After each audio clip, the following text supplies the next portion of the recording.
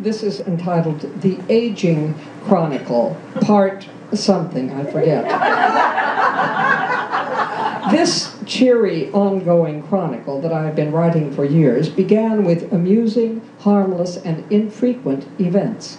Look, look, I was saying, no fears, no worries, it's all quite manageable. Well, the incidence of the incidents has increased. What used to happen every week or two, those funny little anecdotes you surely remember, has become daily, hourly even. Now, I don't want you to think I'm complaining, because I'm not. I'm simply noticing, registering, and passing it all along to you. Take note of it if you wish. The younger you are, I imagine, the more likely it is that you will ignore me.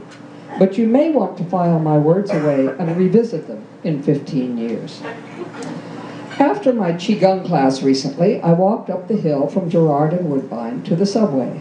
I found a seat in the crowded car and perched myself on the edge of it, then leaned back gently, not far, because I can never lean back all the way when I'm wearing my little black leather backpack. Imagine my astonishment when I leaned, and then touched the back of the seat with my spine. No backpack cushioned me, because I was not wearing my backpack, nor was I carrying it in my hand. I looked. This was the 5th time in 6 weeks that I left behind either my backpack or my accompanying tote bag. I got off the train at the next stop, climbed the stairs, went down the stairway on the other side in order to retrace my route and return to Woodbine and Girard, where I found my backpack waiting for me right where I had left it in our Qigong space. And then I missed the bus by a hair and walked once again up the hill to the subway. Ah, well. I needed the exercise, and this was just another reminder to pay attention. Now, being a morning person, I like to think that I am usually more alert before noon. This may no longer be the case. Every morning I carry our breakfast tray to the front alcove, where we indulge ourselves reading and correcting the stories in the 2 newspapers. On the tray are my pancakes, my husband's coffee pot and cup, and my teapot and cup. Now, before I leave the kitchen, I remove the tea caddy from the teapot and let it drain briefly in my cup. This morning I have brewed Moroccan mint tea with cardamom seeds. When my husband comes into the alcove, big smile, big hug, kiss, and the compliment of the day, I fill his cup with coffee. Unfortunately, I pour his coffee into the mug that already contains half an inch of my aromatic tea. He now has Moroccan mint tea flavored coffee. I'm lucky he is a tolerant man. His tolerance probably stems from his fear of where I am heading, as recorded in these chronicles. None of what I have recounted here makes a bit of difference to anything we all know.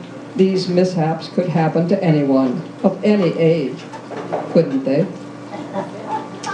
In a letter to a granddaughter, I described lunching with friends at a Japanese restaurant. I told her that every time I make my monthly visit to that restaurant, I am drawn to and vigorously resist ordering, for health concerns, number 19, which has salad, miso soup, 8 pieces of California roll, salmon teriyaki on rice, and here I stopped writing. The word was gone. It was the whole reason I order, or do not order, that meal. It was 2 pieces of shrimp and 4 pieces of vegetable done X style, but the word was gone. Deep fried would be accurate, but wouldn't convey the Japanese-ness of it. For 5 whole minutes I pondered. I couldn't move beyond this stuck place because it would leave a hole in the sentence. I ran through the alphabet, a trick for stimulating the memory. Does it start with B, C, D? Nothing came to me. Here's what I knew about the word. It was similar to a painting medium. So I ran through watercolor, acrylic, oil, pastel. Nothing edible popped into my head. 5 whole minutes. I ran the alphabet again. Nothing. I ran it again. And there, at T, was the word, tempura. Similar to tempera, not far even from Tempest, the name of the restaurant this granddaughter's parents used to own. Tempura. I wrote it down and finished the letter. Today, I had no trouble remembering it. it will be some other word that eludes me today. Now, most people who have cataracts removed are of a certain age. In France, that used to mean, I think, a 50-ish woman. But now, since 70 is the new 50, it means someone over 70. At least that's how I'm using it.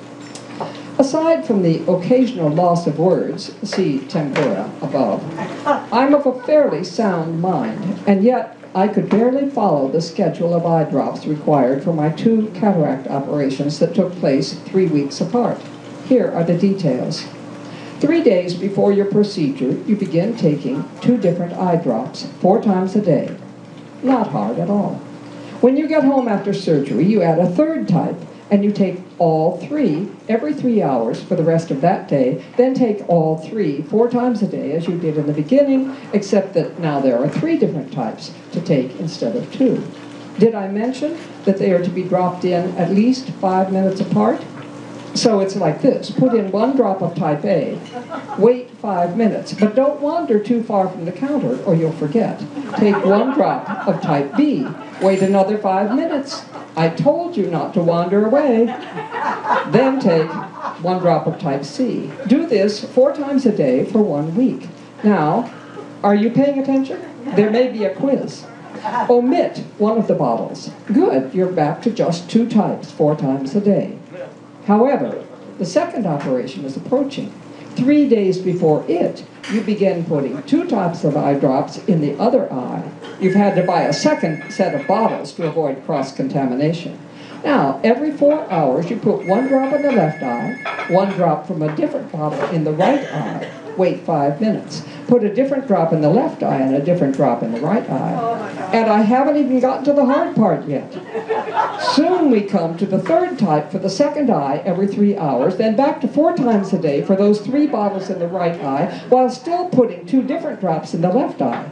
After several days of this, it will be time to stop using another of the 2 types used in the first eye, 3 weeks after the first eye procedure, but you will still every 4 hours be putting 1 drop in eye number 1 and 3 separate drops in eye number 2.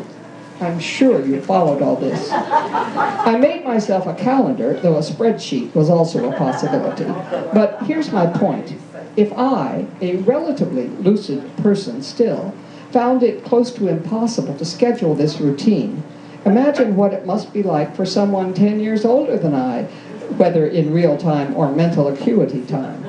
Cataract surgery is obviously a young person's game. And thus ends another installment in the ongoing chronicle of aging.